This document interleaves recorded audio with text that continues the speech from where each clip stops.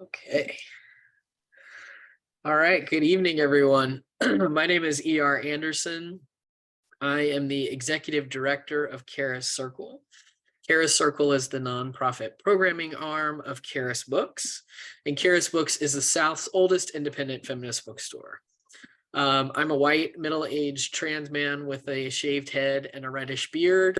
I'm wearing a blue colored shirt and I'm sitting against a wood paneled background. I am coming to this conversation tonight as a chronically ill person. I've had type 1 diabetes and related complications for most of my life. And I'm very honored to be here tonight with journalist Ben Mattlin for a discussion of his new book, Disability Pride: Dispatches from a Post-ADA World. It's a revealing portrait of the diverse disability community as it is today, and how disability attitudes, activism, and representation have evolved since the passage of the Americans with Disabilities Act. Ben Mattlin is a journalist, essayist, and author. Born with spinal muscular atrophy, a congenital muscle weakness, he has been a lifelong wheelchair user. His books include Miracle Boy Grows Up and In Sickness and in Health. His work has appeared in the New York Times, the Los Angeles Times, the Washington Post, Chicago Tribune, USA Today, Vox, and on NPR. He lives in Los Angeles, California. So you can follow him on Twitter at Ben Mattlin, and I'll be sure to put that in chat. So welcome, Ben. I'm really excited to have you here. And to get started, if you'll just give a visual description of yourself so folks can know who's in the room. Well, thank you for having me. I am an old white guy with gray hair and not enough of it, wearing a tortoiseshell glasses and a headset microphone, a thinly striped button shirt under a blue blazer, with a blue cushion behind my head on my wheelchair headrest. The background is a bookshelf and assorted mess. Huh. I think that covers it. Thank you for letting me do that. Yeah. That's important. So we're joined tonight also by our ASL interpreter, Nat Skinner, who I have pinned. But in case somebody's settings are different, you may need to look for ASL interpreter Nat and be sure to pin them in case that's not how your Zoom is set up. But Nat is here with us, and I'm very grateful to them for being with us. We are also joined by our cart captioner, Kay Pettigrew, who is doing live captions for us. So thank you, Kay and Nat, for being with us. So Ben, I am really, really excited about your book. I was excited when I saw that it was coming, when I read about it in the catalog, but it has exceeded my expectations in the reading.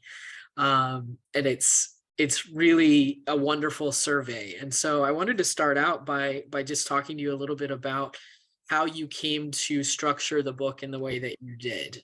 How did you decide, okay, I'm going to do a survey in this way? How did you decide what to include? That's a good question. This all started about 5 years ago when I began seeing visibly disabled fashion models getting a lot of attention. And then TV series with, well, there was the comedy Speechless, which had an actual disabled actor, and it wasn't, maud then, it was funny. And then a paraplegic performer wins a Tony, and I thought, what's going on? And I realized, I'm old enough. I grew up before the ADA. I grew up when it was still legal to discriminate against people like me. And I kind of joined in the disability rights movement a bit to get the ADA passed. And when it did in 1990, yeah, I couldn't believe it. This is great. But then I got married and we had kids, and I kind of lost touch with the disability community and the movement. So when I saw all this, unabashed disability visibility, this blatant representation, well, I realized a whole generation has come of age with these rights I never knew growing up. And I tried to connect the dots. I wanted to kind of research what the community is now and how did we get here and maybe where are we going. Uh, yes, that was a large a large order to fill. Uh, my publisher and I went through a number of outlines back and forth, how to structure this. I started kind of free form, whatever struck my fancy, and I put together a draft and think, oh, I forgot something.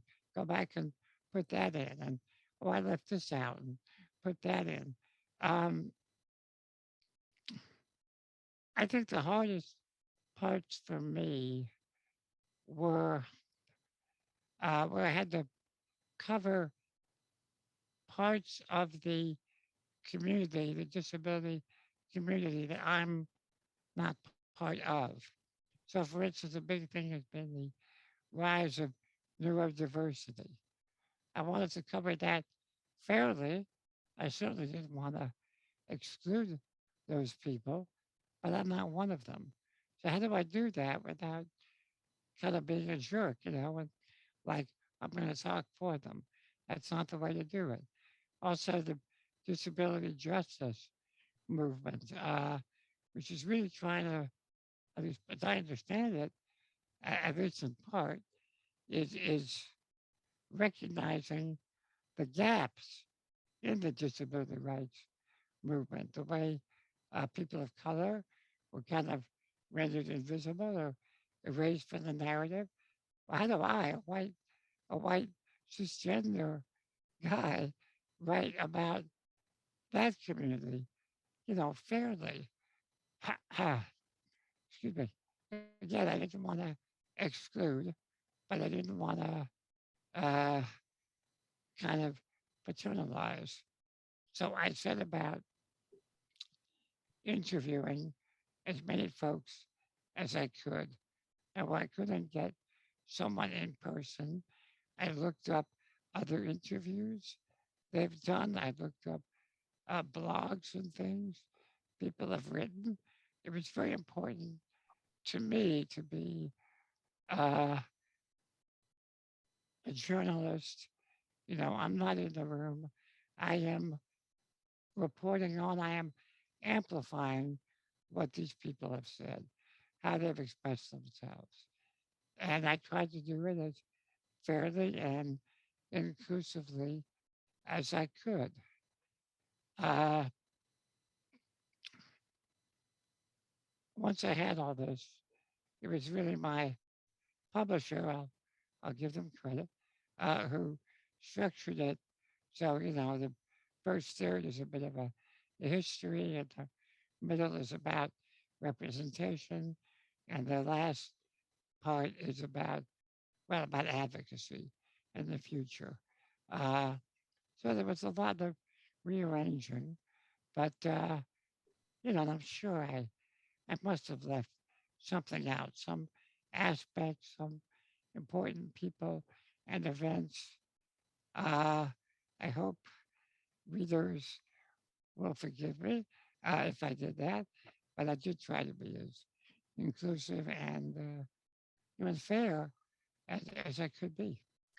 I mean, I think you did a great job. And one of the things that was a delight for me in reading it was seeing the names of people I have had the privilege of getting to meet through Charis, either authors or activists who've come through Charis over the years. And so it felt like greeting old friends in the pages of your book, which was really cool.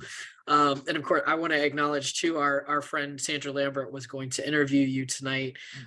Sandra was a former Charis bookseller, and she was going to get to be here because she is someone who taught Charis so much about disability justice Mm, before that was cool.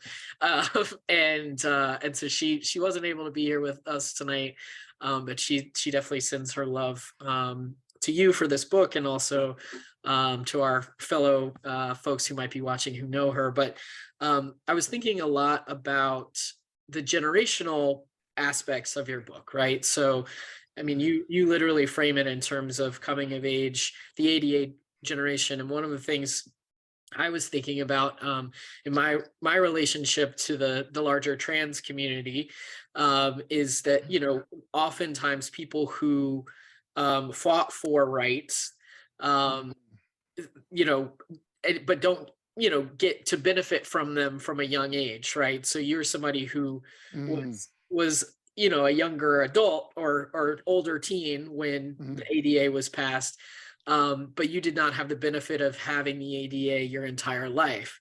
right. Sometimes you can see bitterness or resentment of the freedom of Mm, younger people who share your identity or aspects of your identity, who uh, are just being out there, right? And like there is, um, you know, there's none of that resentment or bitterness in your portrayal of these young folks, but there is kind of an awe or a wonder at, wow, look at their version of disability pride. So I wonder if you could speak a little bit to that feeling of watching younger people.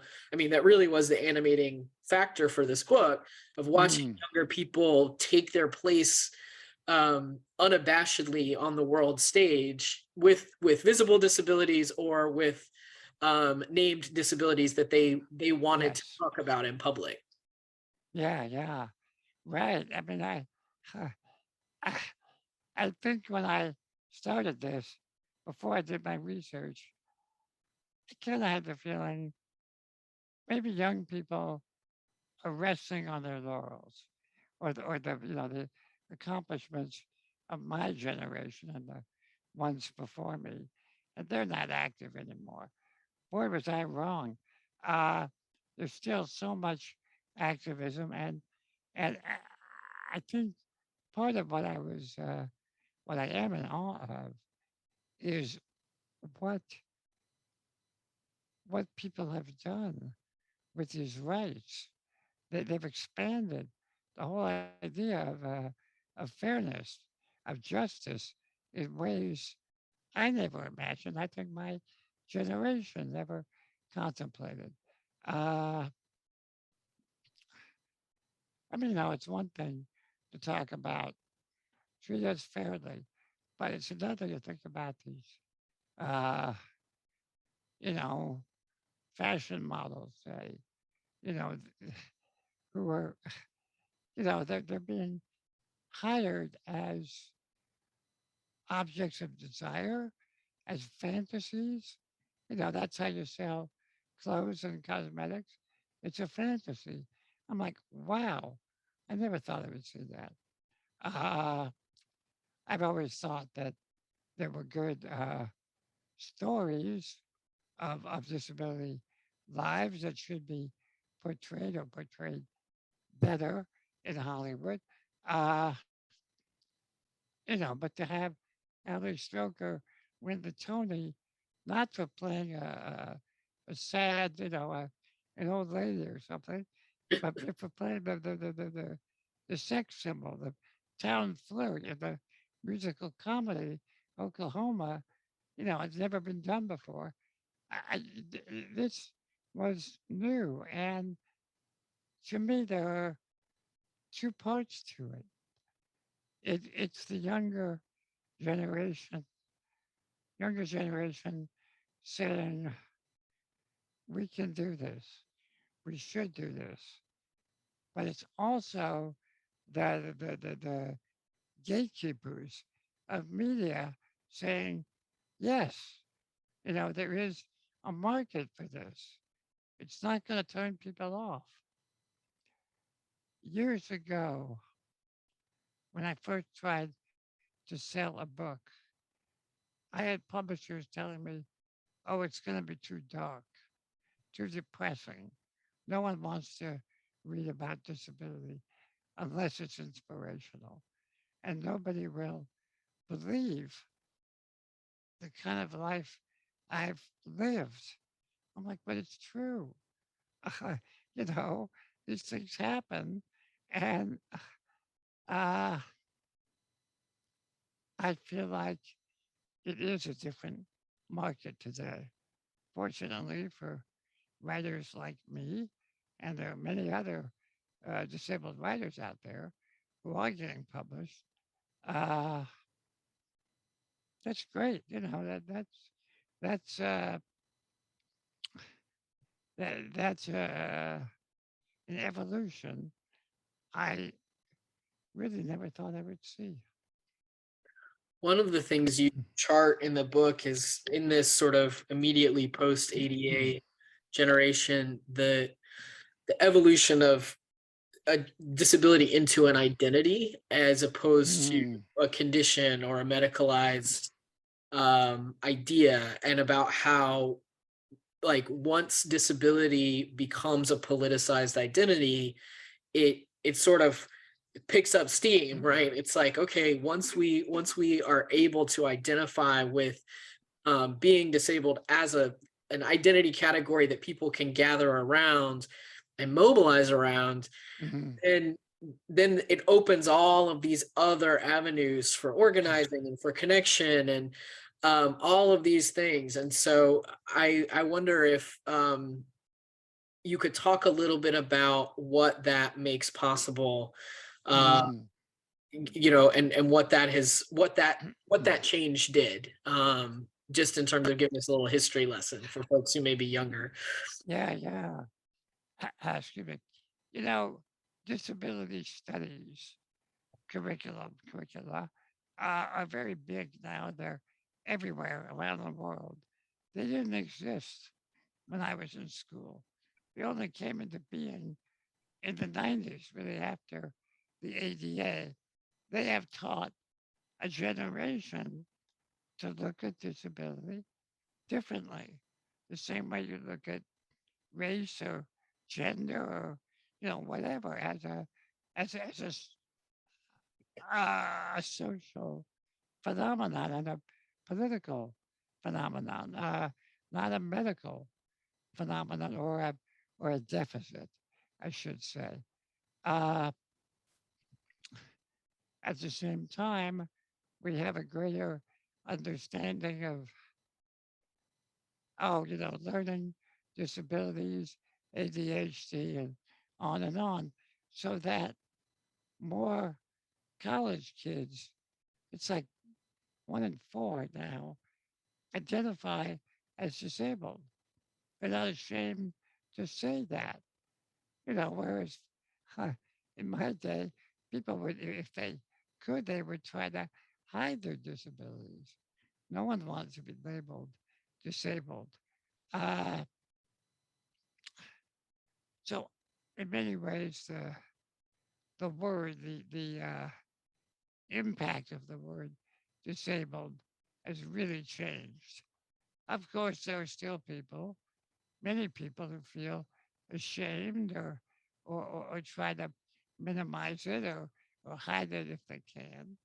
Uh, it can be very hard to adjust if you're newly disabled. I hope my book will help. Uh, and there is something called internalized ableism, which pretty much everybody I talked to for the book talked about, feeling that you really uh, aren't good enough as you are, that you ought to be able bodied or non disabled in some way uh, in order to count, to have a place in society. Everybody has had to deal with that to fight against it or rise above it or whatever, which is why one reason why we called the book Disability Pride, because that is a theme throughout for the movement for this generation. Uh, it may mean different things to different people. And some people have trouble with the concept. What am I proud of? But I certainly found that the more I learned about the disability community as it is today, as it used to be, the things that my disabled peers and ancestors have done, I couldn't help but really feel proud to be part of that club. Yeah. You bring up at one point a group of people who talk about um not wanting to be mourned, like don't mourn for us. Yes. And it brought to mind there's a Have a sort of sipper. Sorry. Yeah, there's go ahead. yeah, there's a similar Uh, thread in trans activism around like you are not losing a child right. because you're coming out as trans, right? And it struck me this parallel of just because your child ends up not being whatever your like fantasy child's the embodiment of your child is not the same as whatever your fantasy was when you first Right. uh, Right. brought your child into the world. Your child is not dead, right? And this idea that you have to mourn your kid is really painful and terrible, but it's a very common trope. And so I think that also sort of gets at the role of parents and community in it's like disabled folks can be proud, but then we also need this added circle of folks to not act like the world is ending because they have disabled kids, right? So I A lot wondered, of disabled people don't have disabled parents. They right? don't have role models. Some do, but a lot don't. And yeah, the way families react to a disabled family member, disabled child, uh, it is the effect can be profound. I certainly benefited from parents who expected great things of me, but I have met people whose parents said, "You're never going to do anything or go anywhere," and it becomes a self-fulfilling prophecy. Very damaging. Uh, but again, from my research, uh, if you know your stuff, your history, your community, there are a lot of role models out there. We just have to know them. Some of them have been kind of made invisible in the historical, the popular historical narrative, but they need to come out. We need to know about these. I don't even want to say amazing people. They're ordinary people, but they've lived with these things that we live with, which are ordinary things. But it's a funny thing. Disabled people hate to be called inspirational, but we can inspire each other. It does happen, I think. And when you learn about these other folks and the things they've done, the things people still do today, yeah, they can be role models. They do inspire us to carry on. Yeah, it can be both, right? I've been thinking a lot. I'm teaching a college class right now, and thinking a lot about this, how to Mm, talk to this generation of students about the fact that they are going likely to be the most disabled generation in history because of mm, COVID, and they have an opportunity to look at that either as a positive thing in the sense of shaping. They get to shape what that means, I guess. uh mm, and so they can learn about disability justice and disability history now and tap into that long legacy of people who have done this really interesting work of connecting different forms of oppression and fighting for their rights, or they can accept the negative story about what it means to be disabled. And so I'm thinking a lot about these folks who are newly disabled, people of all ages. You know, there are obviously lots of Mhm. older people who are newly disabled, Oh, yes. all, you know, because of COVID, but all the time, right? Like, um, so when you think about your book, I do think your book is a great entry point for folks who are newly disabled. But what do you hope for folks who maybe are just coming to the movement? What would you want them to, where would you want them to start? Start by reading my book. No,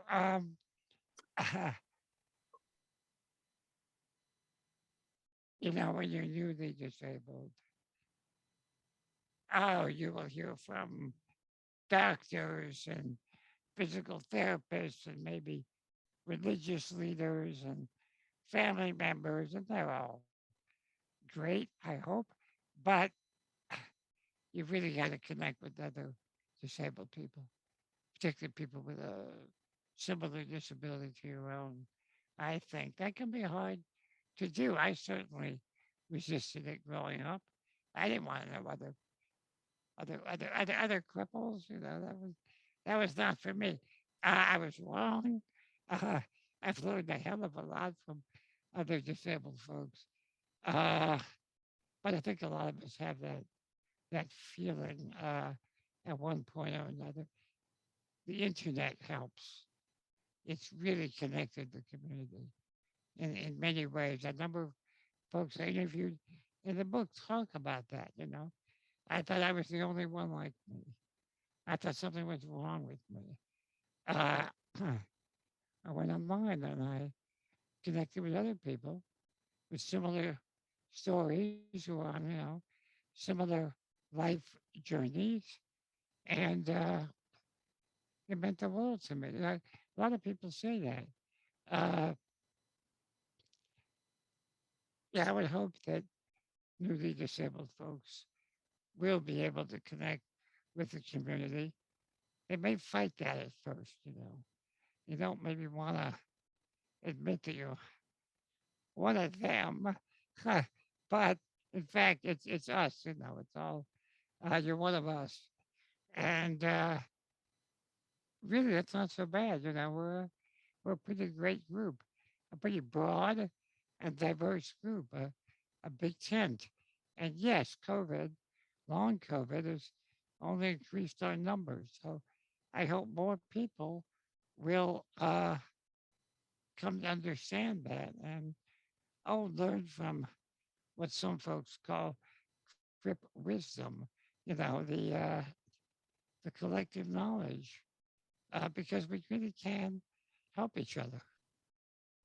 One of the things that struck me in a really positive way about your book is that it is so intersectional. You do spend, and I appreciate that you, as a, as you said, like a white straight cis man, you took the time to decenter yourself in the narrative and really think about all of the folks who are in the big tent with you. And um, because disability does affect people who sit at different axes of oppression differently. And so you talk about the increased likelihood of police violence. Like disabled people are already at a higher Oh yeah. likelihood of facing police violence because of things like compliance culture with the police. And then that is only increased if you are a person of color who has a disability. If you are a poor person, all of those things, like we as we add on to those things, it becomes more and more dangerous. And so, one of the things that we talk a lot about at Charis is what is a intersectional feminist politic that really includes all of these things, that is life affirming, that is abolitionist in the broadest sense. So like that these policies around policing are fundamentally, like pro-death in many ways. So I wonder if you could speak a little bit to some of this stuff about policing and about the ways in which disabled folks at multiple intersections of oppression are really Mm. facing different, pretty scary interactions with the police. Yeah, yeah. I didn't know this till I read the research of other uh, di- disabled activists, but studies show it could be as much as half of the victims of police violence are disabled people. They may be perceived as non-compliant because maybe they can't hear, or they are neurodivergent and don't respond to being yelled at, being ordered about. Uh, there are people who have uh, psychiatric events who need help, but the police come in, shoot them. It happened a lot. Uh, I saw something in the news the other day about a child with autism being forcibly restrained by a security guard or something. It was shocking. It was horrible. Uh,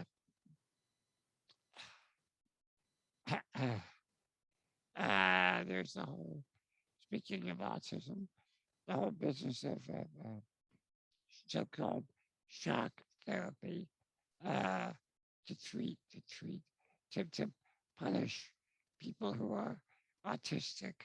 Uh, there's a long history of violence toward disabled people. It's not just law enforcement. I mean, medicine has done it too. Uh, and when the disabled person has an intersectional identity, it's worse. The repercussions are even more dangerous. Uh,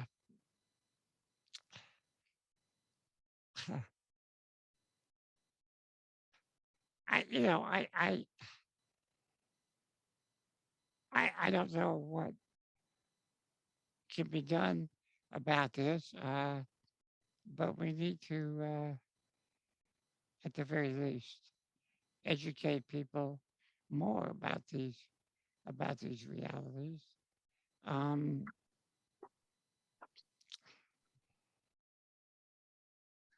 I don't know. Does that answer your Yeah, I mean, question or my?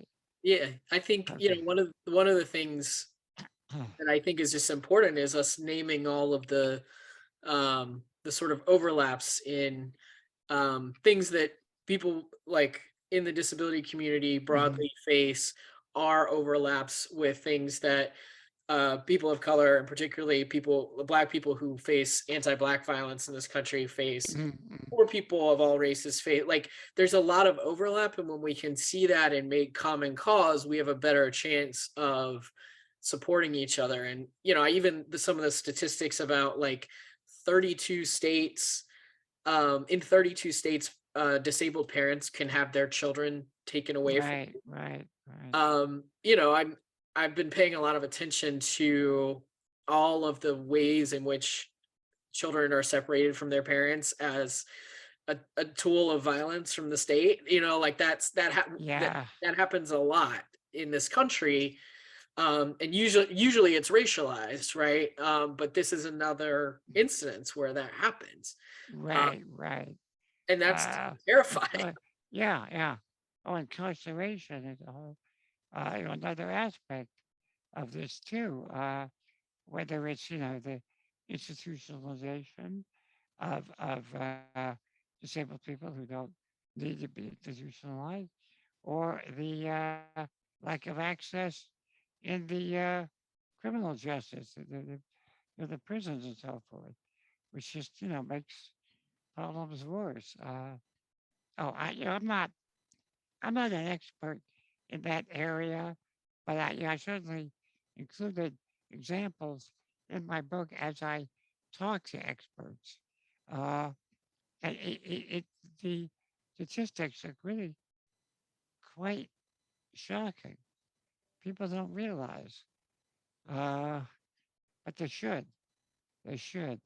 And as I understand it, I don't want to misquote, but part of the disability justice framework is that what we call ableism, bigotry on the basis of disability, more or less, is connected, interconnected with racism and colonialism and all forms of bigotry, homophobia, transphobia, fat phobia. Uh, it's all about who belongs in society and who doesn't, and having to kind of justify your right to participate, which is terrible. It should be just by virtue of being a human being, uh, you belong. But too often there's a standard. You have to do something, be something, function a certain way, look a certain way, communicate a certain way, or think a certain way to be accepted or to be acceptable. And I don't think that's acceptable. Yeah, I think that's a beautiful way to think about disability justice. And I think, you name check so many folks who are in the disability justice movement who've written beautiful books, and you have a great index for folks to check out who want to learn more. So if this is an intro to folks, they will be able to learn, from your references, which I think is really exciting. I think that will help a lot of people. I hope so. It's a funny thing. When I first heard the term disability justice, I thought it was, what kids today are calling disability rights. Not true. uh, but a lot of people do use the term, I think, wrongly. It's not a stand-in for rights. In fact, it's, as I understand it, again, I feel a bit awkward talking about it because in a way I'm not really part of that, although I feel allied to it. Uh, it's about filling the gaps that disability justice movement left, about addressing all the people who were uh, made invisible or overlooked by a lot of the early disability rights activists. Um, it's not, it used to bother me, but I realized it's not for people like me. It's not for old white cisgender guys like me. It's for the kind of the minorities within the disability minority who have been erased from the narrative. It's about having their stories be central to the story of the disability community. And uh,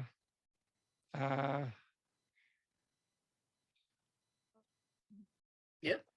Well, I don't want to say making a seat at the table for that because it's really more than that.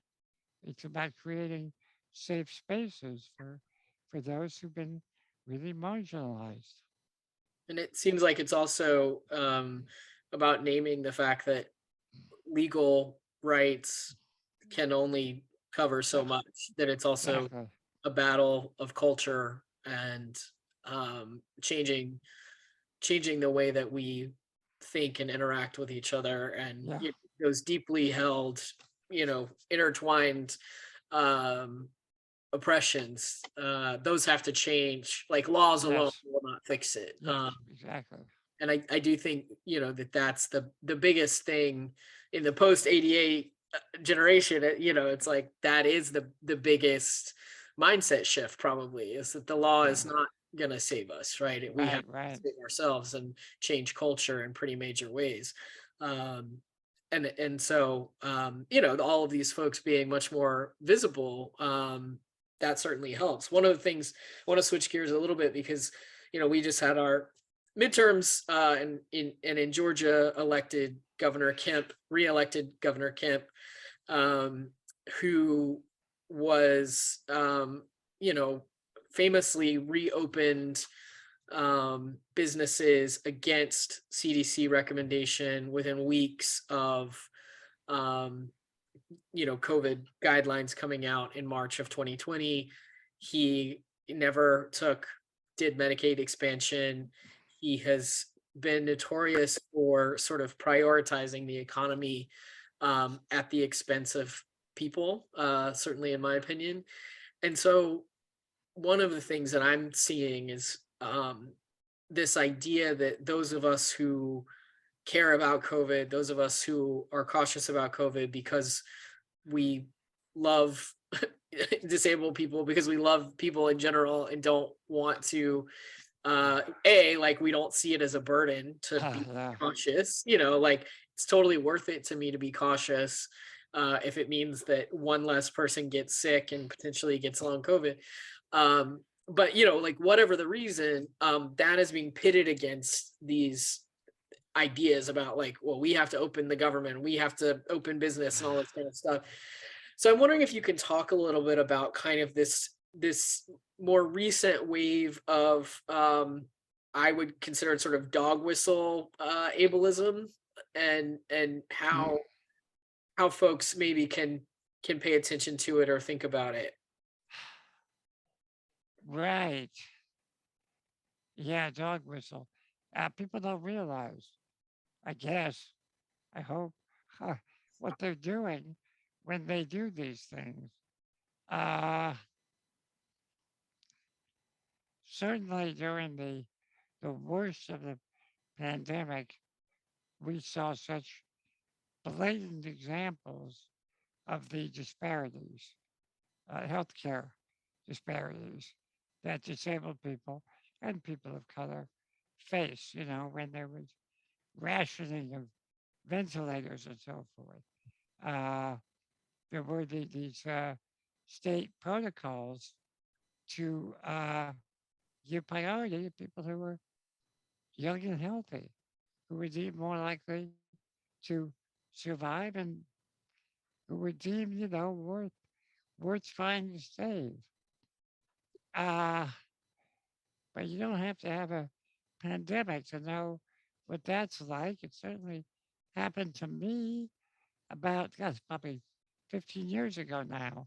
I had a serious medical emergency, and I had a septicemia, blood poisoning. I was in the hospital. I had a series of little comas and blood clots and on and on. And fortunately, uh, my wife was there.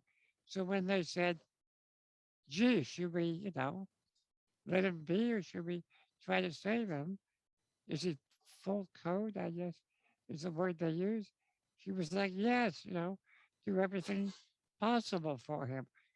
I don't think non-disabled people or their families can ask that stuff, you know. And there's so many examples of uh, disabled people getting substandard medical care, um, which is not exactly what you asked me, but, but uh, uh, I think it's time to do it. People get, I don't know, impatient. They don't want to wear a mask or whatever. I don't know what it is. Uh, I don't like wearing masks either. In fact, one of the reasons I'm so cautious is I drive my chair with a mini joystick that I control with my lips, which is impossible to do wearing a proper KN95 mask. I can do it with a sort of a thin, stretchy mask that is really inadequate. Plus, it's hard to breathe. I don't breathe so well without a mask. So with a mask, it's hard for me. So, there are people who can't wear masks, but, uh, people who can should. Uh, it's not just about you; it's about other people. You know. On the other hand, there are also people who need to read lips, and masks cover the lips, so it's better to have a mask with a transparent panel. Uh, I didn't know that, so I did my research. Uh, Now, I can't speak to your governor in particular, although I do have the Texas governor, Greg Abbott, in my book, who is a disabled person who's in a wheelchair, and the history of trying to, undermine the ADA because it's bad for business.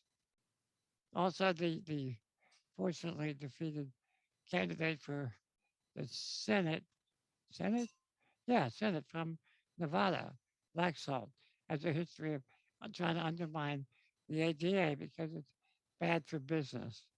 Uh, so there's always been a clash, I think, between business interests and disability interests, access interests. That's not really new. Uh, but it's what's the right word for it? I don't know. It's unfortunate.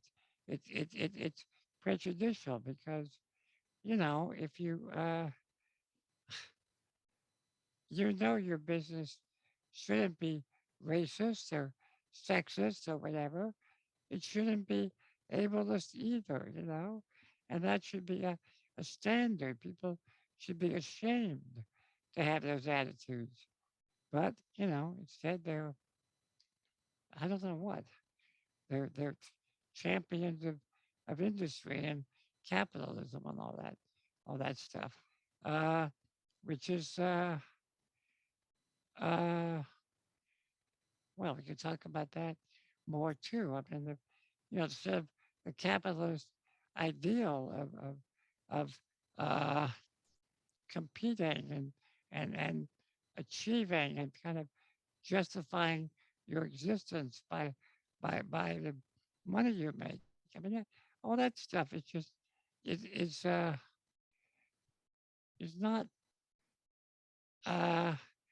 not good for the disability community. Uh, it's really anti-access, anti-fairness, and well, I'm going on and on. But yes, the interests of disabled people and businesses often seem to be at odds, and they really shouldn't be. Yeah. Um, so you talk about a lot of hard topics in here, like um, so-called assisted suicide um, and institutionalization and things that people often are afraid to talk about um, among in mixed company, I guess. Um, were there were there any topics that you considered including that you ultimately decided not to include, um, or anything that you ultimately were like, I'm not sure if I'm going to include this, but you decided to do it? How did you decide which of these kind of hard topics was going to make it in the book? Ah, well, I don't know. In a way, I included a few specific references to politicians, but I tried not to harp on that because the cast of characters changes so often. I wanted the book to last. Uh, Even the whole COVID thing, I thought surely this pandemic won't go on forever. If I write about it, will I be dated before it's published? Uh, that was tough. I couldn't leave it out, but I had to kind of put it in perspective. Uh,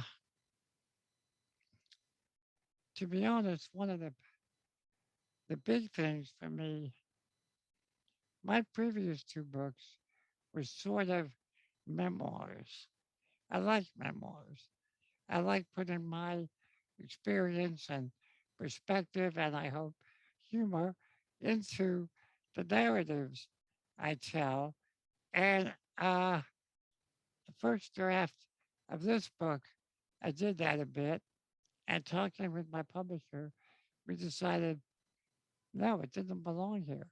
I have to be a reporter, stepping back, making myself invisible or a fly on the wall, and let the community members that I'm profiling, let them have the floor, let them speak for themselves.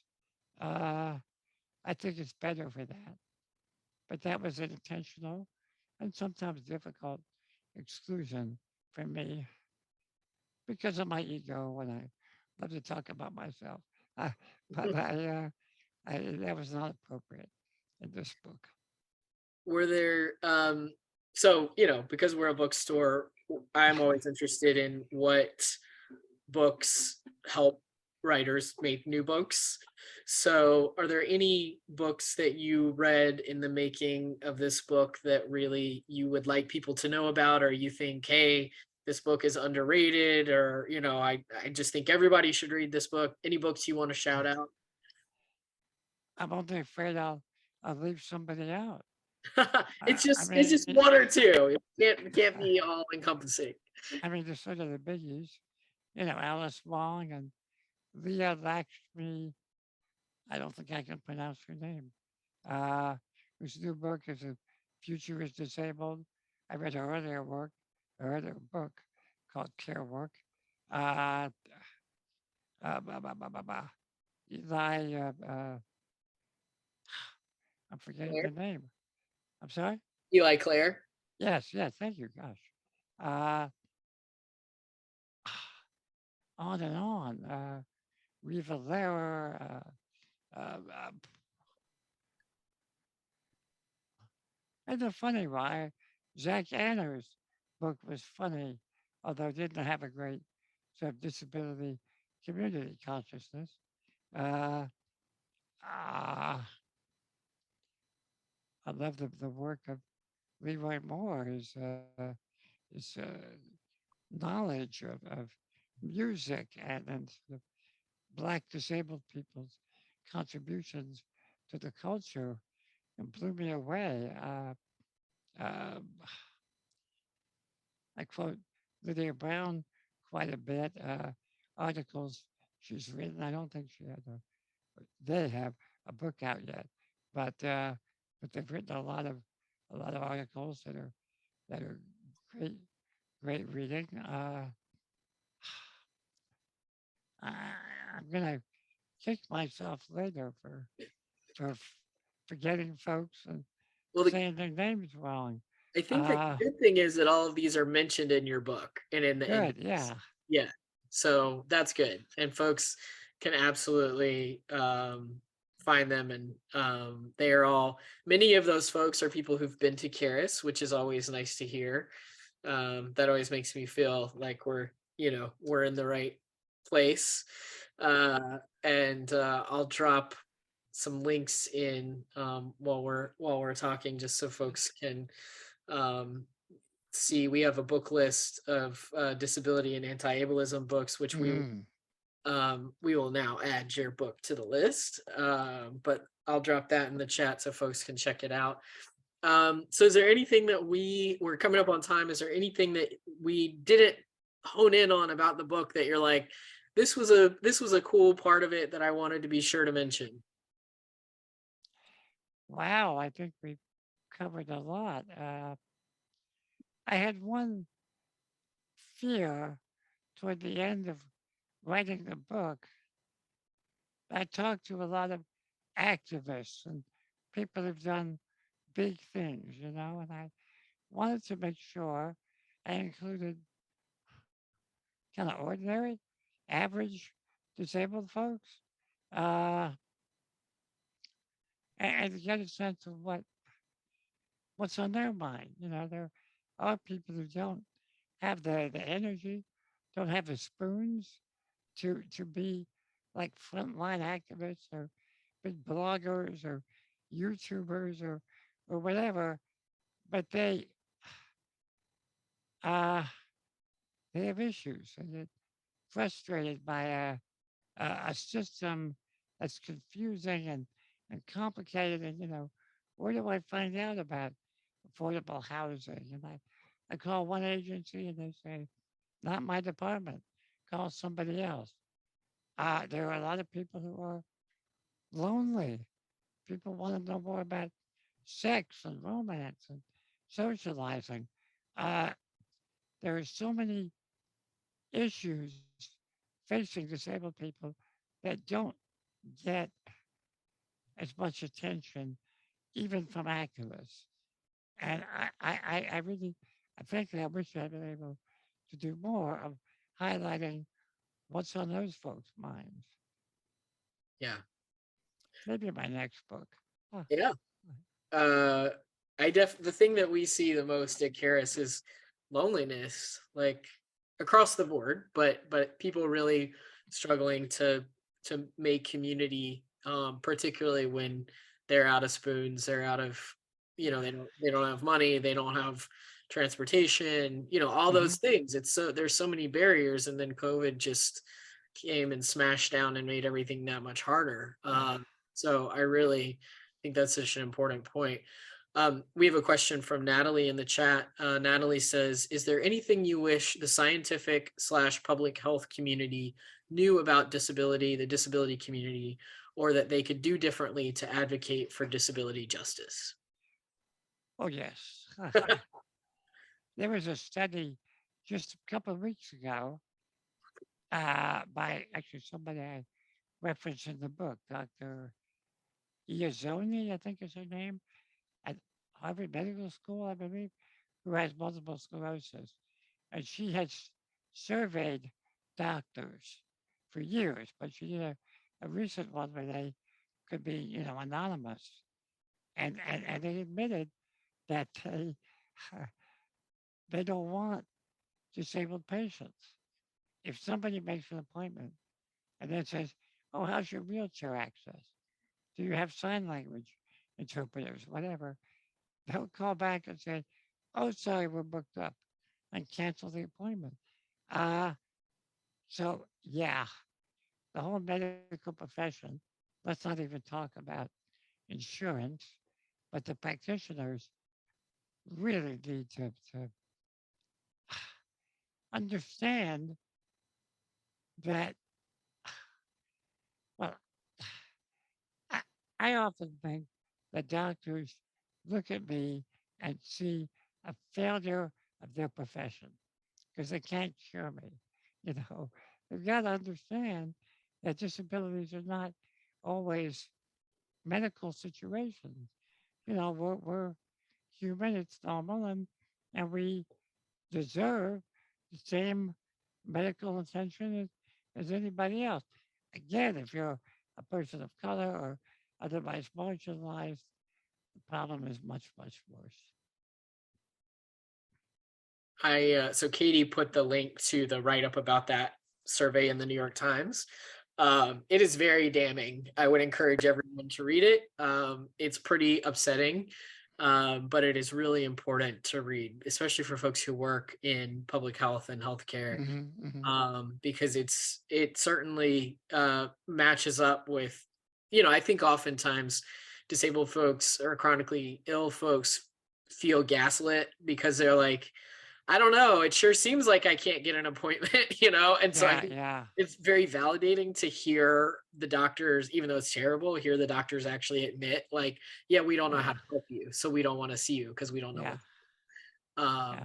That's so, I think one of the things that it's just one of the most frustrating and tedious things about having a disability or a chronic illness is it is an administrative nightmare, and you practically have to have a higher degree in advocacy, literally, to stay on the phone with insurance companies and doctors, and it requires a massive amount of time and energy and money Mm, and therefore privilege to be able to do that. mm, mhm. And so people who can't do that just die. And that that's the reality of our system. And It happens a lot. Yeah. it's so unjust. And I think that's the thing that people um don't recognize. And it's so or they're shocked when like when I tell people how much money I spend a month on insulin and how Mm, many hours I spend on the phone yeah. Yeah. every month, even though I have insurance that I pay for, and I, in theory have all the documentation I'm supposed to have and everything, every month Yeah. I have to fight for something related to medicine, right? Yeah. Like, and people are just like, no way, why? Like, Yeah. Yeah. please do not be shocked by this. Right. People are like, doesn't the government pay for that? Nope. The government just voted against insulin price Uh, um uh, parity or whatever. I don't even know how to say it, but yeah, yeah. Yeah. there's I think there's massive we collectively could do a lot with pushing back against insurance companies for sure. That is a thing that everyone could Yeah. do. But um well, Ben, this has been really great. I put the link to Ben's book in the chat. I'm going to put it here one more time. We would really love for folks to buy it from Charis. It really does help you when you buy the event books from us. You also please request it from your local public library. It really helps other people when you request it from your library. That makes it more accessible to folks who can't afford to buy books. If you want Mm, to buy a book and donate it to a local high school library or a college library, this is also totally appropriate for, probably 15 and up. It's accessible. It would be a great addition to a high school or college library as well. So let's get it in the hands of more readers. yes. Thank you so much, Ben. This has been really fun. Thank you to Nat Skinner and Kay Pettigrew, our accessibility professionals tonight. And Ben, I hope that you stay safe and well, and that You too. we will get to see you for your next book. Super. Thank you so much for having me. I've enjoyed our conversation. Me too. Been a Thanks. blast. Take care. Good night. Good night, everybody.